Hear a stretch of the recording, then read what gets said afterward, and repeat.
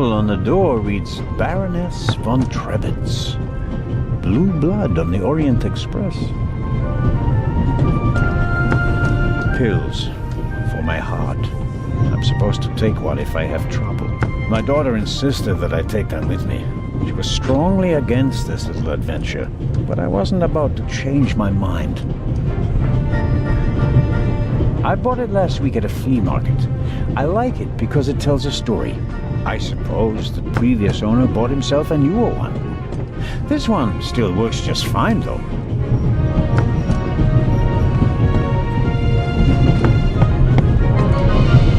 Yes, what is it? Whoever that is, James, ask them whether they found my purse and then closed the door. The noise on this train is driving me crazy.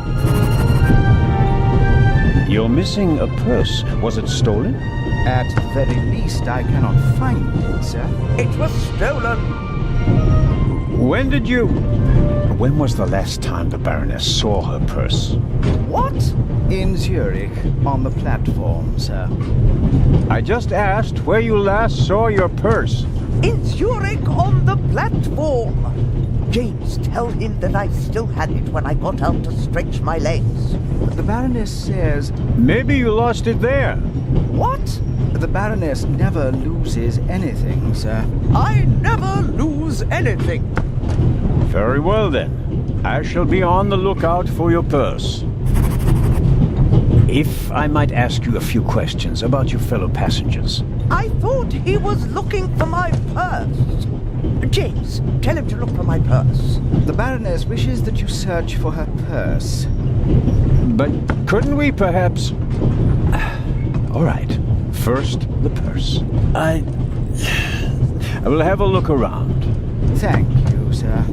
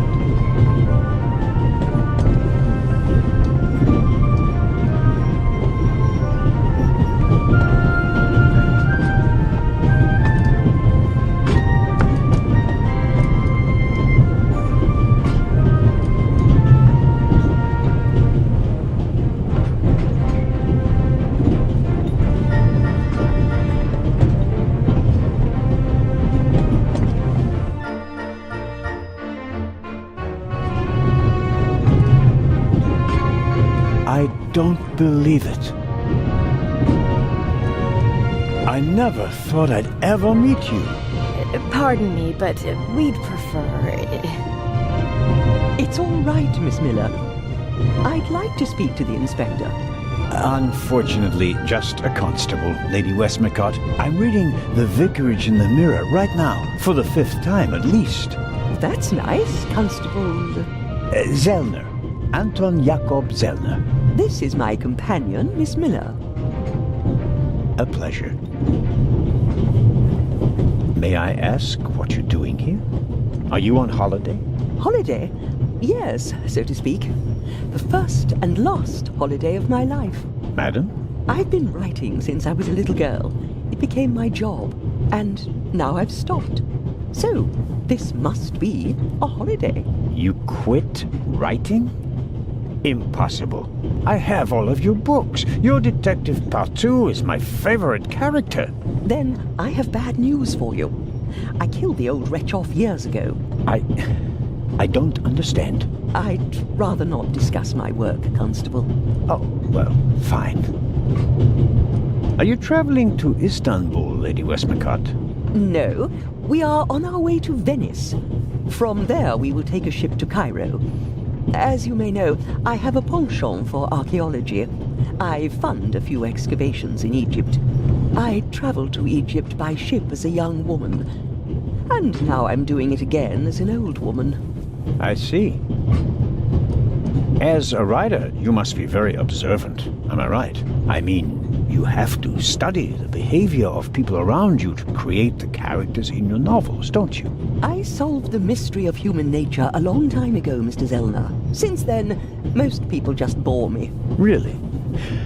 I had the impression you were eyeing me suspiciously as I came in. What do you want to know, Constable? Did you notice the man who just walked into the next carriage with a cup of tea? I did.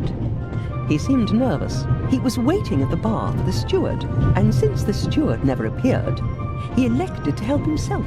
He took 2 biscuits. He seems pretty young, but he's already a professor at the British Museum. Interesting. I'll have to talk to him later. Just out of courtesy, of course. Of course. Did you notice the blonde man with the violin case? I certainly did. He introduced himself and tried to make a good impression.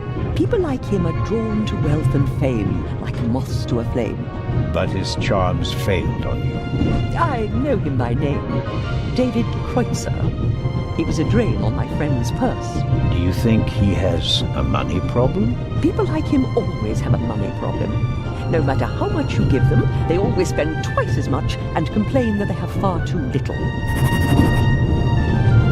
Did you notice anyone else? What about the doctor or the Baroness?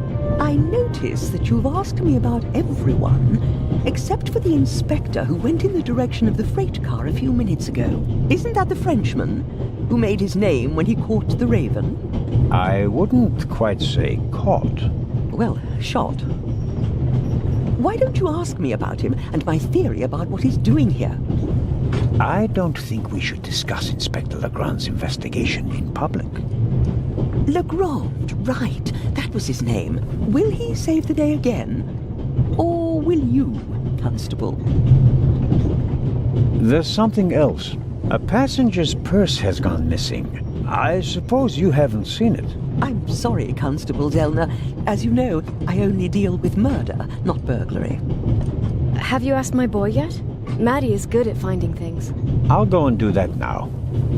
As much as I'd like to keep talking, duty calls. You were right. Madam? I did observe you as you came in. You seemed so eager. It's been a long time since I've had a chance to prove myself, madam. And this is it. Your chance. I do hope so. Then grab it. Even small people can make big changes, as my friend Ronald likes to say. I shall do my best. An extraordinary woman. Talented, intellectual, extremely rich, and the most successful writer of all time. Yet, they say she can be difficult on occasion, and that she's rather unhappy. Mrs. Miller made a good impression. She wanted to protect Lady Westmacott from me, a pushy admirer. Very diligent.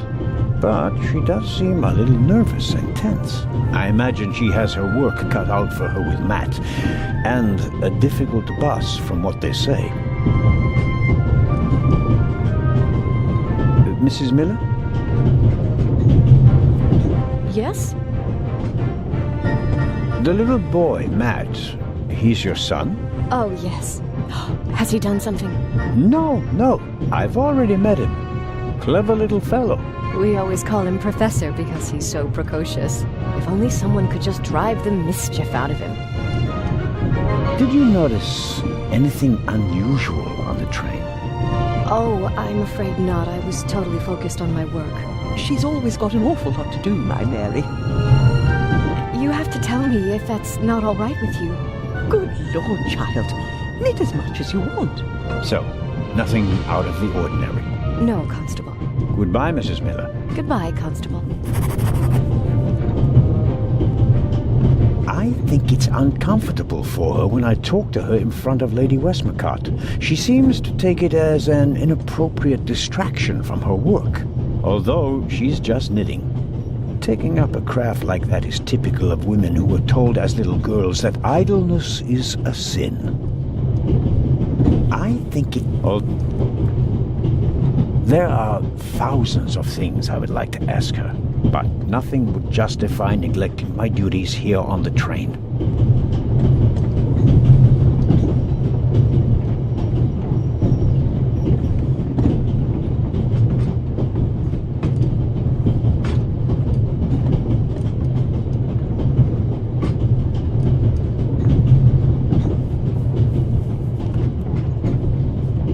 Ah, Mr. Zellner. Right. How can I help you? Tell me, did you notice anything suspicious here on the train or in Zurich? You mean, except for the fact that my suitcase was stolen on the platform? No. Is there any reason to be concerned? No, just routine. Constable Zellner, please don't think I'm naive. I spotted the inspector from Interpol. Legarde is his name, if I recall correctly. Legrand. If you say so. At the train station in Zurich, he put a cash box into the safe, and then kept close watch as it was loaded onto the train. Don't tell me that a man at his pay grade routinely tramps across the Alps just to keep an eye on cash boxes. A cash box? Like the ones you'd find in safe deposit boxes? Precisely. And I believe we both have a good idea just what's inside. I do indeed have a theory, but what's yours? A ruby was stolen in London. One of the legendary Eyes of the Sphinx. The second jewel, an emerald, is rumored to be in a Swiss bank vault, if I remember correctly. Both jewels were supposed to be exhibited together in Cairo for the first time in 50 years. It does make one wonder. Indeed. Any news about the robbery in London? Quite something, wasn't it? It must have been professionals. The way they disabled one of the best security systems in the world. Most impressive. People were injured. One cannot execute a robbery of that scale without collateral damage. It seems like the Raven has finally found a worthy successor. We can look forward to new and spectacular movies. I'm afraid I won't enjoy his exploits this time around if the new Raven is so reckless. That's your prerogative. May I borrow your newspaper? You can take the section with the article on the burglary. You're interested in that bit, aren't you? You caught me out. Here you go. Dankeschön. There's something else. Do you know where the conductor is? I'd like to know that myself. I told him to search for my missing suitcase in Zurich. He hasn't got back to me yet. He's probably in cahoots with the thieves, and didn't bother getting back on the train. If we don't crack down on vermin like them, the rabble will rule the world one day. Well, at the moment, we still don't know what really happened. He is not here doing his job. That's bad enough. I meant to ask, the Baroness is missing her purse. A baroness? This train is really full of the creme de la creme. The queen of crime is over there, and now a baroness as well. Have you seen the purse? Unfortunately, no. Do you know Lady Westmacott? You were talking to her. Well, I'm an admirer of her work. Like so many others. I once read in the newspaper that only Shakespeare and the Bible sell more copies than her crime novels. I read that too. She must be filthy rich. As a doctor, I'd have to work 1,000 years to earn that kind of money. Auf Wiedersehen, Dr. Gebhardt. Goodbye, Constable. It was a pleasant chat, really.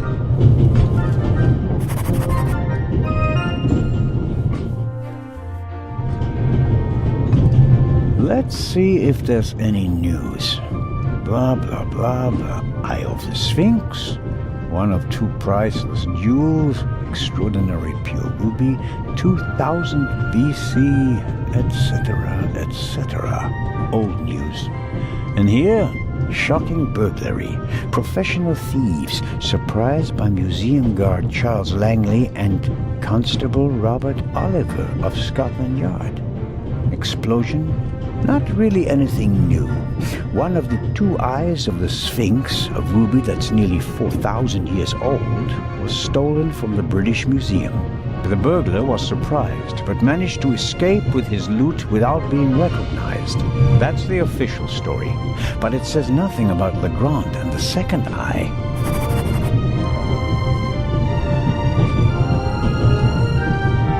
Luna's Drops, the calming herbal liqueur for women. A glass a day, it relaxes the nerves and maintains domestic tranquility. Luna's Drops, if you don't want to bother your husband. A story about the upcoming Oscars and Cleopatra's chances of winning.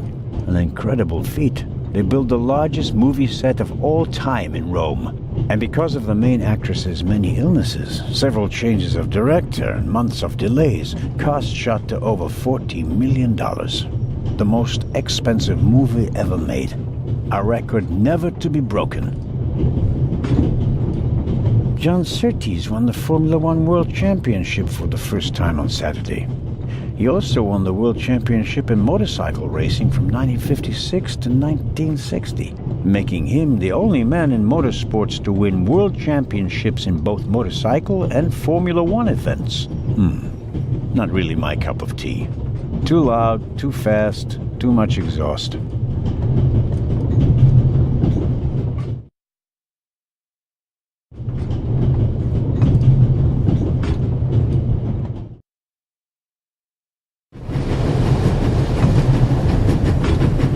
I strongly suspect that the door is locked. No, it's open.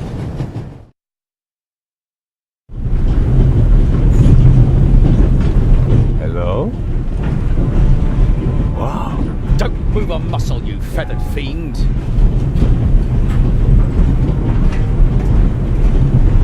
Put the gun down, Robert. If I may introduce Constable Robert Oliver from the Yard. This is the revered Constable Zellner of the Swiss police, who obviously couldn't control his curiosity.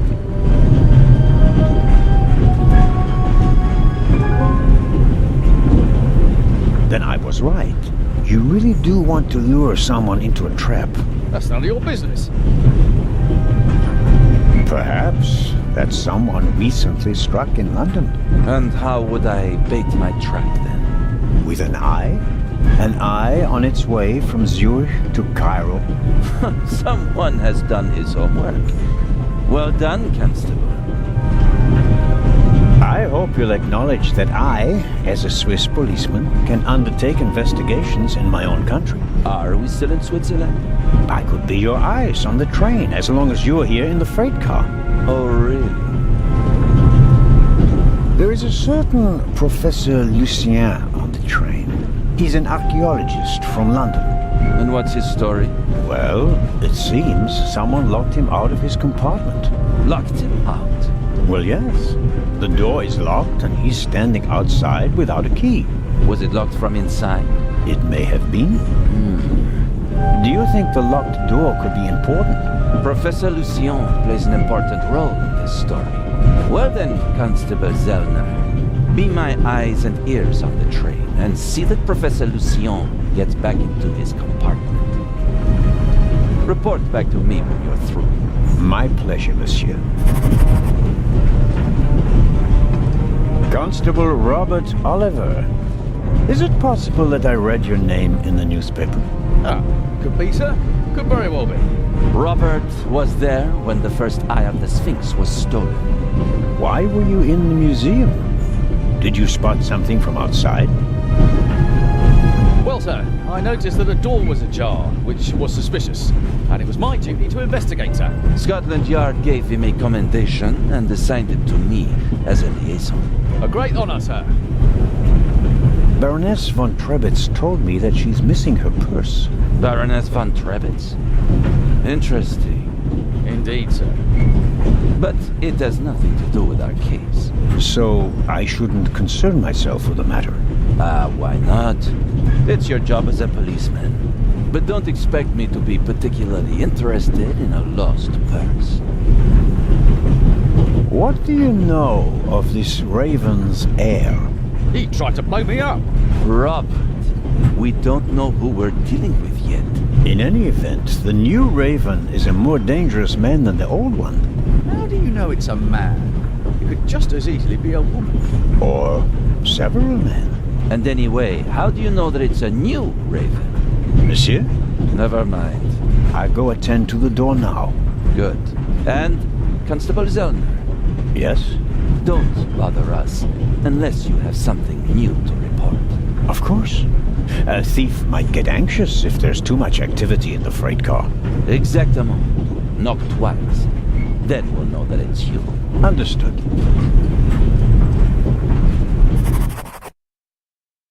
An investigation on behalf of Legrand that takes me one step closer.